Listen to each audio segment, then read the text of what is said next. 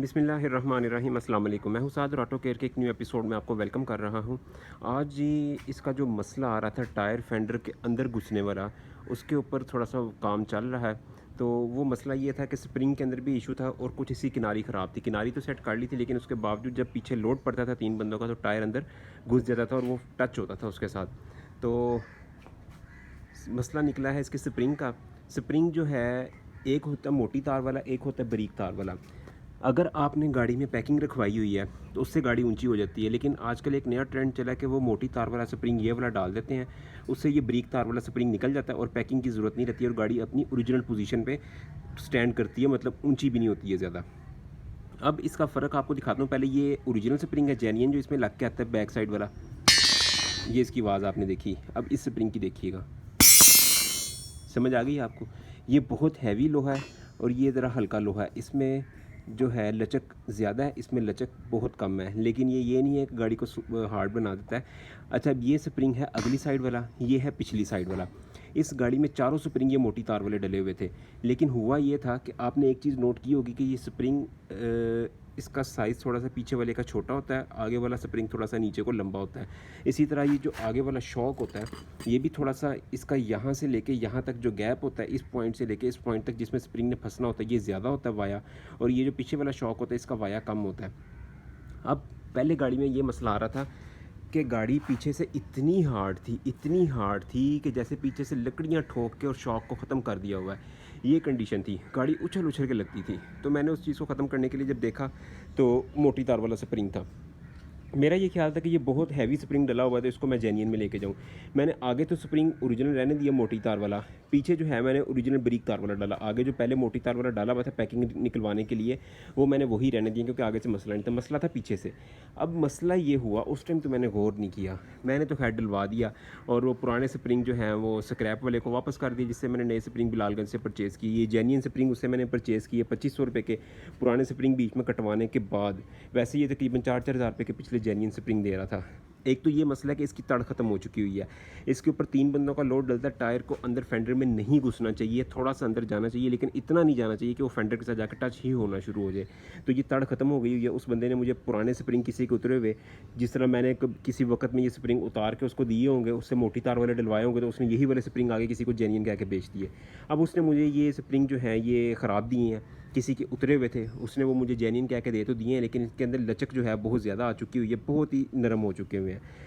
अब मसला ये था कि पहले मैंने मोटी तार वाले निकलवाए थे, वो गाड़ी को हार्ड क्यों बना रहे थे, हालांकि वो इतना हार्ड बनाते नहीं है। वो ऐसे हुआ था, मुझे अब ये चीज़ समझ आई है कि आगे स्प्रिंग चूँकि लंबा है, उस बंदे ने क्या किया था कि चारों स्प्रिंग लंबे ही डाल दिए। आगे तो लंबे सही डाल के, पीछे के लिए उसके पास छोटे स्प्रिंग थे नहीं मोटी तार वाले, उसने ये लंबे स्प्रिंग को ये शिकंजे डाल के, ये जो स्प्रिंग कंप्रेसर होता है, ये कंप्रेसर डाल के छोटा कर कुर के इस चौक में फंसा के तो टाइट करके फिट कर दिया गाड़ी में। अब जब इस लंबे स्प्रिंग को कंप्रेस करके फंसाएंगे शॉक के अंदर, तो ये तो इसमें लचक बिल्कुल ही ख़त्म हो जाएगी। ये तो इतना हार्ड हो जाएगा कि ये बिल्कुल लकड़ी बन जाएगी। अब करवाना मुझे ये चाहिए था कि मुझे वहाँ पर अगर ये समझ आ जाती कि ये लंबा स्प्रिंग डला हुआ, तो मैंने उसको कटवा के इतना एक बाल कटवा देना था और उसको जेन्युइन करके डाल देना था वापस, और ये गाड़ी का मसला हल हो जाना था। अब मेरी उस बंदे से बात हुई है, वो कह रहा है जी आप स्प्रिंग वापस ले आओ जिस बंदे से मैंने लिए थे, तो मैं आपको रिप्लेस कर देता हूँ। अब रिप्लेस ये उससे स्प्रिंग करवाएंगे तो देखेंगे नेक्स्ट क्या वो चीज़ देता है। तो अगर वो मोटी तार वाले देगा तो वो मोटी तार वाले छोटे साइज़ में मैंने लेने, ये नहीं मैंने गलती करनी कि लंबी लंबी साइज़ में ले लेने। देखें इतना फ़र्क है, अगर मैं लंबे लेके पीछे डालूंगा तो फिर मसला मेरा वहीं का वहीं रहेगा। तो छोटे साइज़ में मैंने मोटी तार वाले लेने हैं और उनको क्या करना है, गाड़ी अपनी ओरिजिनल पोजीशन पे स्टैंड हो जाएगी। और लेकिन ये है कि गाड़ी थोड़ी सी ऊंची ऊंची रहेगी। मैं चाहता हूँ गाड़ी थोड़ी सी लो भी हो जाए, थोड़ी सी खूबसूरत भी लगे। तो उसके लिए मैं क्या करूँगा, ये चारों स्प्रिंग अगले मेरे बिल्कुल एक्यूरेट है, लेकिन थोड़ी सी गाड़ी ऊंची है, उसको क्या करूँगा, यहाँ से कटवा दूँगा, यहाँ से थोड़ा सा स्प्रिंग कटवा दूँगा और इसका किनारा ऐसे गोल करके नीचे को बिठाना, इसको कहते हैं प्रेस करवाना। किनारा प्रेस करवाना होता है। अगर ऐसे ही काट के फिट कर दूँगा तो ये किनारा बहुत बाहर आ जाएगा और स्प्रिंग शॉक में से आवाज़ें करेगा और अजीबोगरीब मसले पैदा हो जाएंगे। तो इसका किनारा जैसे ये नीचे को ऐसे बिल्कुल सीधा करके बिठाया हुआ है, इस तरह कटवाने के बाद ये किनारा सीधा भी करवाना है इसका। तो एक तो मैं ये स्प्रिंग थोड़े थोड़े कटवा दूंगा कि गाड़ी 1 इंच सिर्फ डाउन आ जाए, और लेकिन ये गाड़ी जंप पे फिर भी टच नहीं होगी, क्योंकि ये स्प्रिंग बहुत हार्ड होते हैं। जब गाड़ी जंप से गुजरेगी तो ये उसको ज़्यादा नीचे नहीं जाने देगा और इसका जंप भी अच्छा रहेगा।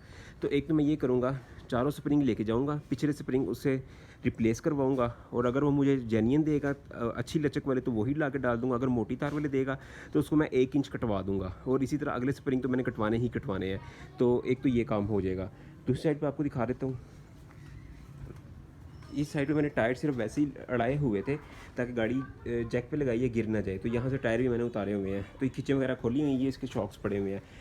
अब आपको वाज़े नज़र आ रहा होगा कि वो शॉक थोड़ा सा लंबा है आगे वाला, उसका ये गैप जो है दरमियान वाला ये ज़्यादा है, और इसका जो वाया थोड़ा सा कम है, इसका स्प्रिंग थोड़ा छोटे साइज़ का होता है। तो जब वो वाला स्प्रिंग हम कंप्रेस करके यहाँ पे फंसा देंगे तो इसका आप खुद ही हिसाब लगा लें कि क्या हाल करेगा वो इतना हार्ड कर देगा इसको कि बस वो जैसे वो हिसाब है कि शॉक लगा ही नहीं हुआ गाड़ी में।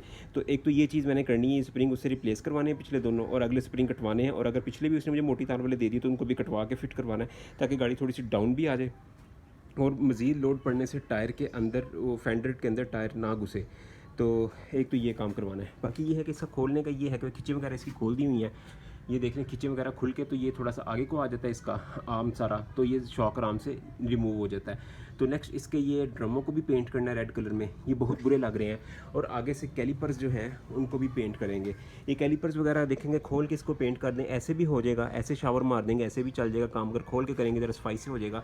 लेकिन ऐसे भी अगर आप कर देते हैं तो चलने के बाद गाड़ी की सफाई खुद ही हो जाती है, क्योंकि यहाँ पे जो एक्स्ट्रा डिस्कों पे पेंट आता है, जब ब्रेक अप्लाई होती है तो वो पेंट सारा ख़त्म हो जाता है। तो ये तो रोले इसके खैर चलते रहेंगे, क्योंकि मुझे आज वो टीम 4 के वाला जो हाजी हमीज़ है उसकी बात याद आ रही थी कि जो प्रोजेक्ट कार्स होती हैं उनका काम कभी ख़त्म ही नहीं होता।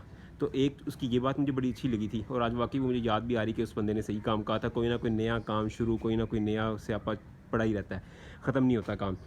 दूसरी चीज़ ये उस बंदे ने कही थी कि स्लो एंड स्टडी गाड़ी पे पैसा लगाना चाहिए, जैसे वो अपने प्रोजेक्ट जनाजे पे इस टाइम वो पैसे लगा रहा है, बिल्कुल थोड़े थोड़े करके शराट के ऊपर, एकदम नहीं सारा काम कर लेता। और उसकी यही चीज़ समझ आई है कि मैंने एकदम वो फैसला किया कि मैंने पिछले स्प्रिंग निकाल देने हैं। मैंने नज़ाकत ने बल्कि मुझे कहा भी कि अभी ना निकलवाओ, गाड़ी को 1-2 दिन चला के देखो, क्या पता एडजस्ट कर जाएँ। लेकिन मैंने कहा नहीं, बड़ी हार्ड है, निकाल दो। निकाल के मैंने ये डलवा ली। अब मुझे वो फैसले पे पछतावा हो रहा है कि मैंने वो ना निकलवाता, अगर नज़ाकत की बात मान लेता तो मैं घर ला के जब उसको मैंने खोलना ही था एंड, तो मुझे पता चल जाना था कि ये लंबा स्प्रिंग डला हुआ है, तो मैंने उसको काट के छोटा कर देना था। लेकिन फिर भी खैर जो हुआ बेहतर हुआ, क्योंकि मुझे कैसे पता चलता कि पिछला स्प्रिंग छोटा होता है, ये तो जेन्युइन स्प्रिंग मेरे सामने आया तो मुझे पता चला। वो तो लंबी दोनों निकलने थे, मैंने कहा था शायद एक ही साइज़ के होते हैं, तो मैंने उसको खैर कटवा के उसको एडजस्ट करवाना था। तो खैर ये था, ये इसका काम जी चल रहा है। बाकी जो है गाड़ी चलने में ठीक है, ऑलमोस्ट सारा काम कंप्लीट हो चुका, बस सफाइयाँ वगैरह हो चुकी हुई हैं। तो फाइनल वीडियो मैंने इसके ऊपर बना दी थी, लेकिन उसके बाद ये खैर मुसीबत ये शुरू हो गई थी। उसका नुकसान ये होता है कि जैसे पीछे लोड पड़ता है, गाड़ी का टायर फेंडर में जाकर टच होता है, टच होने से गाड़ी के टायर पे वज़न आता है और आहिस्ता आहिस्ता आहिस्ता वो अपनी हवा लूज़ करता है, रिलीज़ कर देता है सारी हवा अपनी। जब हवा आहिस्ता आहिस्ता आहिस्ता रिलीज़ होती रहती है टायर को टच होते होते होते होते, तो एक वक्त आता है कि टायर से हवा बिल्कुल निकल जाती है और टायर किनारी से उतर जाता है और गाड़ी का टायर जो है वो रिम से अलहदा हो जाता है। तो ये बड़ा प्रॉब्लम फेस करना पड़ता है। तो इंशाल्लाह बिलालगंज जाएंगे, जाके ये स्प्रिंग पिछले एक तो रिप्लेस करवाएंगे, अगले स्प्रिंग कटवाएंगे, थोड़ा सा गाड़ी को डाउन करवाएंगे, और अगर लोअरिंग शॉक्स मिल गए तो वो इंस्टॉल कर देंगे, अगर ना मिले मुनासिब तो फिर इसी को अल्ट्रेशन कर देंगे। तो ये थी आज की वीडियो। मैंने कहा आपसे ये नॉलेज शेयर कर दूं थोड़ा सा कि पिछले स्प्रिंगों में और अगले स्प्रिंगों में साइज़ का फ़र्क होता है और तारों का ये फ़र्क होता है। और अगर आपने गाड़ी में पैकिंग रखवानी है तो उससे बेहतर मोटी तार का स्प्रिंग डलवा लें, इससे गाड़ी में पैकिंग भी नहीं रखवानी पड़ती है और गाड़ी ऊंची भी रहती है, गाड़ी ज़्यादा डाउन नहीं आती है। और पैकिंग रखवाने से गाड़ी जो मज़ीद ऊंची हम करते हैं उससे क्या होता है, बुशों पे लोड आ जाता है, जो इसके बुश होते हैं ना उन पे लोड आता है और वो बुश आहिस्ता आहिस्ता वक्त से पहले ही टूट जाते हैं। इसलिए पैकिंग गाड़ी में नहीं रखवानी चाहिए, पैकिंग का नेगेटिव रिजल्ट रहता है। ये जैसे ये बुश लगे हुए हैं, ये इनके ऊपर जब लोड आएगा, गाड़ी को हम ऊंचा कर देंगे अपनी हाइट से ज़्यादा, तो वो इनके ऊपर लोड आ जाएगा, खिंच रहेगी हर वक्त इन बुशों के ऊपर, तो बुश जल्दी फारग हो जाएंगे।